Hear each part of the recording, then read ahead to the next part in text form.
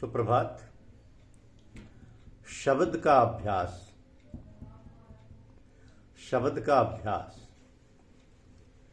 हमारे सत्संग में जो शब्द का अभ्यास करते हैं उन्हें अभ्यास किस स्थान पर करना चाहिए, हृदय में या आज्ञा चक्र में, ध्यान शब्द पर करना चाहिए या गुरु पर, ये समस्याएं खुलासा हूं।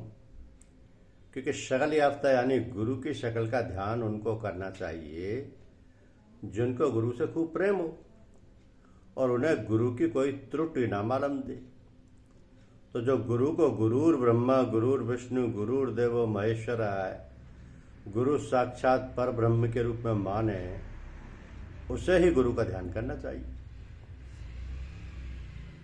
अन्यथा नहीं। क्योंकि बाज लोग तो गुरु को गाली देते हैं। जो लोग गुरु की शक्ल का ध्यान करते हैं उनकी एकाग्रता हो जाने पर शक्ल गायब हो जाती है। तो भाई शक्ल तो फानी है, नाशवान है, कुछ समय तो स्थूल जरूर दिखाई देता है, फिर वो गायब हो जाता है, तो सिर्फ याद रह जाती है। अभ्यासी और आगे बढ़ता है तो याद भी नहीं रहती, वो असली याद है। तो हमारे सत्संग की साधना में असल चीज तो शब्द है, परंतु किसी भी समय ध्यान एक ही चीज का होगा, या तो शब्द का या गुरु का। अब जब शक्ल का ध्यान करोगे तो शब्द गायब हो जाएगा, और जब शब्द का ध्यान करोगे तो शक्ल गायब हो जाएगी। तो जो शब्द के अभ्यासी हैं उन्हें ध्यान तो शब्द का ही करना है, परंतु गुरु को साथ रखना है। तो ध्यान में गुरु को साथ रखो। जहां ध्यान करो वहां ख्याल करो कि गुरु हमारे साथ हैं। जैसे एक डीएम का बेटा जब शहर में घूमता है तो चाहे उसका मन इधर उधर की चीजों में भटकता रहे, उसके मन में ये निश्चिंतता रहती है कि वो डीएम का बेटा है और कोई भी उसका बाल बांका नहीं कर सकता। तो वो अपने पिता को हमेशा स्मरण नहीं करता, उसे अपने पिता की शक्ति पर पूरा विश्वास है।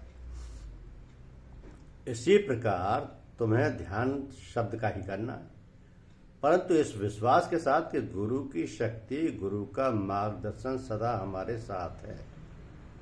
गुरु के साथ होने की भावना का ख्याल केवल ध्यान के समय ही नहीं करना है, बल्कि अन्य समय भी, जब तुम काम में व्यस्त हो, करना चाहिए। जैसे बाजार में गए, सब चीजें देख रहे, साथ में ये भी ख्याल रखो कि गुरु हमारे साथ हैं। क्योंकि हमारे यहाँ ध्यान हृदय पर किया जाता है, जबकि राधा स्वामी सत्संग में ध्यान आज्ञा चक्र यानी दोनों भावों के बीच किया जाता है। तो जो आज्ञा चक्र पर ध्यान करते हैं उनकी चढ़ाई बहुत देर में होती है, और जो हृदय पर ध्यान करते हैं उनकी चढ़ाई बहुत जल्दी होती है। अब हृदय का ध्यान बहुत बढ़िया है, तो जब भी ध्यान की शुरुआत करो हृदय से करो, क्योंकि हृदय तो अड्डा है। परंतु यदि शब्द की चढ़ाई ऊपर की ओर हो तो उसे ऊपर ध्यान लो। यदि शब्द आज्ञा चक्र या उसके ऊपर होने लगे तो कोई हर्जा नहीं। शब्द जहां भी हो अपना ध्यान, अपनी एकाग्रता उसी पर रखो। ध्यान कभी एक सा नहीं होगा, शब्द भी अलग अलग स्थानों पर अलग अलग तरह का होगा। तो हृदय में शब्द का अनुभव एक तरीके से होता है और आज्ञा चक्र में शब्द का अनुभव अलग तरीके से होता है। आज्ञा चक्र में शब्द का अनुभव एक हरकत के रूप में होता है। तो अपना ध्यान इसी हरकत पर रखो, तुम उसी में घुसने की कोशिश करो। ऐसे ध्यान करो जैसे किसी गुफा में घुसते चले जा रहे हो और शब्द उस गुफा का दरवाजा है। तो शब्द की गहराई में उतर जाने पर समाधि की अवस्था उदय होगी। धन्यवाद।